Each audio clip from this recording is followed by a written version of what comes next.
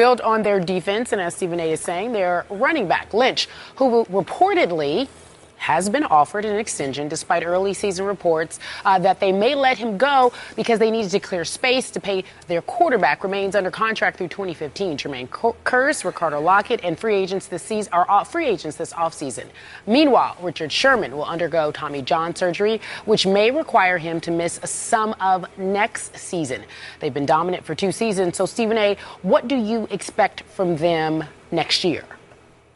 Well, first of all, everything is contingent upon health, obviously. If they're not healthy, then there's going to be a problem. But assuming that the Seattle Seahawks are healthy, I expect them back at the very least in the NFC Championship game. We'll see how Dallas and Green Bay look as the season progresses. Obviously, I don't expect much from Chicago because Jay Cutler's still going to be there. Detroit seems to be a couple of players away. I don't know if they're going to keep Ndamukong Suh. The Philadelphia Eagles are formidable offensively, but defensively there's a lot of work. And, Chip Kelly's got some things to prove the way they fell apart this year. And San Francisco with their new coach, Tom Sula. I'm sorry, I'm just not sold on what I'm going to see from them now that they've lost Jim Harbaugh. Arizona's no joke with Bruce Arians. I get all of that.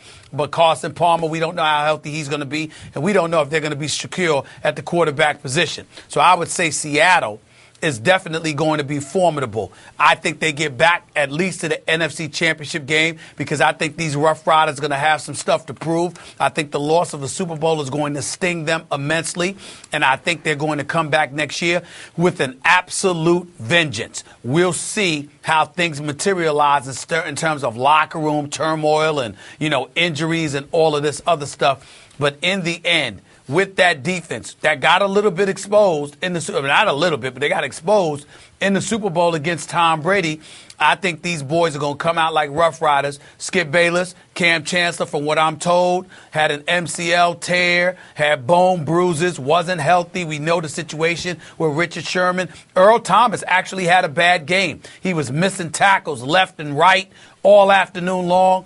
I think they go back, they watch the film. I think they're going to weigh themselves very, very heavily. This is going to sting for a long time, and I think they're going to come back next year with an absolute vengeance, and at the very least, go back to the NFC Championship game. So today, and I know it's very, very early, would your gut tell you that vengeance would drive them back to the Super Bowl? I don't know yet. I have to see those other teams, which is why I took the time to explain those other teams. But I know they're talented enough. They should get back to the NFC Championship game.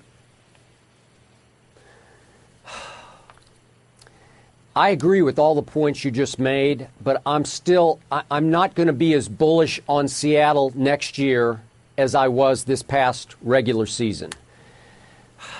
My point, Stephen A., is, and again, you're great about all the injuries. It sounds like all 3 of those DBs are going to need surgery, obviously starting with Richard Sherman, Cam, Earl Thomas, who has a torn labrum on top of the separated shoulder. So it sounds like 3 surgeries, and this is all conditional on all 3 guys bouncing back near 100%. Here's my issue, and I voiced this to you yesterday. Is Pete Carroll in danger of letting his individualism run amok, of letting each player be himself to a fault where it starts to threaten the team concept? You know and I know that this individualism, that the Patriot, this is the opposite, obviously, of the Belichick approach. It only works if you are winning and winning big, and they have obviously been winning big. They came very close to winning a second straight Super Bowl, and they've been on a 3-year roll. But I look at this and I think, okay, to your point, will a crushing last-second Super Bowl loss unite and drive them next year, or will it start to splinter and drain them? I'm going to lean slightly toward the splinter and drain. I think next year will be much harder for them psychologically, that they're going to have to battle more internal problems. And my point is that they're young enough to still, I know all the talk last week when we were in Phoenix was about, could this be a dynasty? Well, obviously these players are all in their prime. They're young enough to be great for 2 or 3 more years. But I keep watching what happens to Marshawn. the crotch grab celebration. Then we had that bizarre and potentially disgusting post-TD celebration in the Super Bowl from Doug Baldwin. I'm still not sure what to make of it, but it seemed like he was pushing it to the edge and maybe over the edge. We had Jeremy Lane before the Super Bowl saying Gronk isn't that good. And then we had all kinds of times that Richard Sherman spoke his considerable mind, which is fine with me. But then during the Super Bowl, obviously, he starts to push the envelope with 2-4, he says to the camera, pointing out that, hey, that was Revis who just got burned on the 3-yard touchdown pass by Doug Baldwin, in which Revis ran into the referee, of course. So these are just one little indication after another that Pete Carroll is starting to lose a little bit of control of the entire football team. I think that will be even tougher on Pete Carroll next year, now that some players are questioning his decision-making at the end of the game, and maybe even questioning the decision-making of Russell Wilson. So, again, when you have that many strong personalities in a locker room and you have all given them their head to do whatever they wanted, to speak their minds or not speak their minds, it seems to me that next year will be even tougher for Pete Carroll to manage. Well, see, here's the thing. It's going to be tougher for Pete Carroll, but I think you brought up all the wrong incidences to highlight that. You bring up Richard Sherman, his behavior at the Super Bowl, which I didn't think was that big of a deal. People may not have liked it, but it really wasn't a big deal. The little brawl at the end, little classless on the part of the team, no doubt about that. That's worthy of bringing up. Doug Baldwin, incredible disappointment. Only one reception for 3 yards, was put on complete lockdown.